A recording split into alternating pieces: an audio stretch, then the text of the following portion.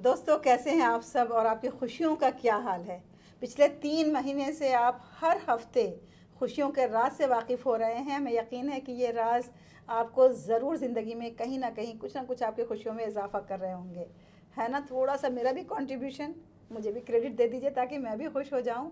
जी हाँ, यकीनन मेरा भी क्रेडिट है। तो अब मैं आज आपको ये बताऊंगी कि अब जो हमारे आगे महीने आने वाले हैं, उन महीनों में हम कौन कौन से मौज़ूआत पे, खुशियों के कौन कौन से एंगल पे बात करेंगे और किस तरह से हम कोशिश करेंगे कि अपने खुशियों में इजाफा कर सकें। तो सबसे पहले हम बात करेंगे साइंस ऑफ हैप्पीनेस की, कि किस तरह से जो साइकोलॉजिकल रिसर्च है उसने क्या बताया है कि इंसान किस तरह खुश रहता है और उसके साइंस क्या है उसकी खुशी के पीछे। फिर हम बात करेंगे कि जो हैप्पीनेस की प्रैक्टिसेस हैं, किस तरह से हम अपने आप को जानबूझ करके खुश रखने के लिए कुछ एक्टिविटीज़ करते हैं, कुछ प्रैक्टिसेस करते हैं, कुछ स्ट्रैटेजीज़ बनाते हैं जिससे हमारी खुशियाँ दोबाला होती रहती हैं। फिर हम बात करेंगे कि जो हमारे रिलेशनशिप्स हैं उनका हैप्पीनेस से क्या ताल्लुक़ है, जो हमारे सोशल कनेक्शंस हैं वो हमारी खुशियों में कैसे इजाफा करते हैं।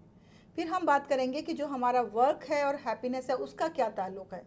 अगर हम जॉब से सेटिस्फाइड नहीं हैं, अगर वर्क लाइफ बैलेंस नहीं है, अगर हमारा वर्किंग प्लेस टॉक्सिक प्लेस है जहाँ हमें कोई खुशी नहीं मिलती है, तो यकीनन हमारी ज़िंदगी में खुशी नहीं होगी। इसी तरह से हम ये भी बात करेंगे कि जो हमारा फिज़िकल हेल्थ है उसका और खुशी का क्या ताल्लुक़ है।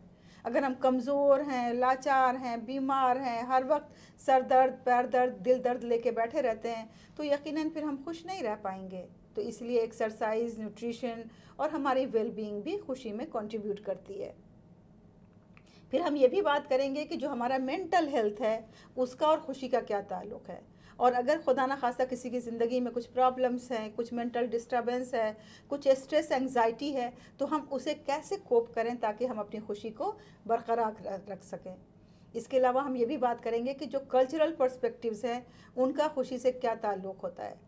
आप देखते होंगे कई कल्चर में लोग ज़्यादा खुश हैं, कई कंट्रीज़ में लोग ज़्यादा खुश हैं, कई जगह पे खुशी का कुछ और डेफिनेशन है, कुछ कल्चर्स में डेफिनेशन कुछ और है।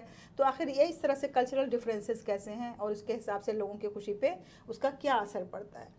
फिर हम ये भी बात करेंगे कि जो खुशी की तलाश है उसमें लोग क्या क्या करते हैं, खुशी की तलाश में लोगों के क्या एक्सपेक्टेशंस होते हैं, वो किस तरह से मटेरियलिस्टिक माइंड के साथ खुशी को तलाश करने की कोशिश करते हैं, हकीकत में खुशी कहाँ होती है। इस पे भी तफसील से गुफ्तगू की जाएगी। फिर हम ये भी गुफ्तगू करेंगे कि जो हमारा पर्सनल ग्रोथ है और खुशी है उसका क्या ताल्लुक़ है। जैसे हम अपने गोल की तरफ बढ़ रहे होते हैं तो कितने खुश हो रहे होते हैं।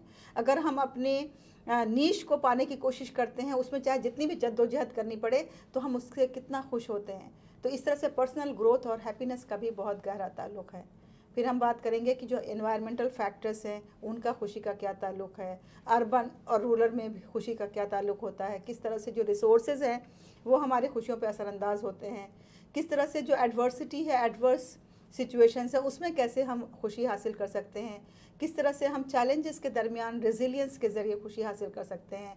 और फिर सबसे आखिर में हम ये भी बात करेंगे कि जो हैप्पीनेस है उसका और एजिंग का कितना गहरा ताल्लुक़ है, कि जिस तरह से हम एज में बढ़ते जाते हैं उस तरह से लगता है कि खुशियाँ कम होती जाती हैं। आपने बच्चों को देखा है कितने खुश होते हैं, कितने चुलबुले से होते हैं, हर वक्त उनके चेहरे पे मुस्कान होती है, हर वक्त लगता है कि जैसे वो ज़िंदगी को जीना चाहते हैं, भरपूर जीना चाहते हैं। लेकिन जैसे जैसे हम बड़े होते हैं चेहरे से मुस्कुराहट कम होती जाती है, जो स्माइल का साइज़ है वो भी छोटा होता जाता है, और फिर एक वक्त ऐसा आता है कि जो सिकुड़ के सिर्फ होंठ के बीच तक रह जाता है। ये सब एजिंग की वजह से होता है। तो हम इसमें कैसे कोप अप कर सकते हैं। तो आप हमारे ये तमाम एपिसोड जो खुशियों के राज के तहत हर फ्राइडे को हम आपकी खिदमत में पेश कर रहे हैं, आप इसे पाबंदी से देखें ताकि ये जितने भी आस्पेक्ट्स हमने आपके सामने रखे हैं उन सब पे एक एक करके बारी बारी बात की जाएगी, और कोशिश यही की जाएगी कि आपकी खुशियाँ आपकी ज़िंदगी में भरपूर बरकरार रहें और कभी भी आपकी ज़िंदगी में, आपके घर के आंगन में किसी भी तरह के गम का साया भी ना पड़े।